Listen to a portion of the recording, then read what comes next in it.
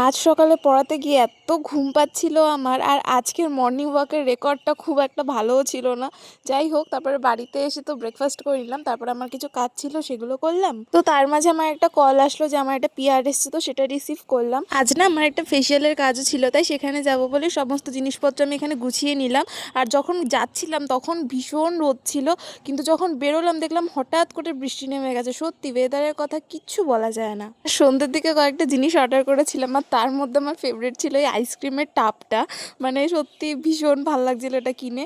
এরপর আমার একটা শ্যুট করা ছিল, তো সেটার জন্যই বসলাম। তার আগে আমি একটু ফেসটা আইস ডিপ করে নিচ্ছিলাম, কারণ ভীষণ রিল্যাক্সিং লাগে এটা করলে। এরপর শ্যুট করে সমস্ত এডিটিং কমপ্লিট করে আজকেই ভিডিওটা ডেলিভার করেছি। মানে যেদিন ডেলিভার করতে হবে সেদিনই আমার টনক নড়ে। এরপরে সন্ধ্যাবেলা দাদা একটু ফুচকা এনেছিল, তো সেটাই খেলাম। আর তার সাথে সাথে আমি তো এই হ্যারি পটারের মুভিটা দেখছিলাম। মানে একদিকে আমি এডিটিং করছি, একদিকে আমার মুখও চলছে, আবার মুভিও দেখছি। আর রাতে মা এরকম পরোটা ভেজেছিল, তো সেটা দিয়ে আজকে ডিনারটা করলাম।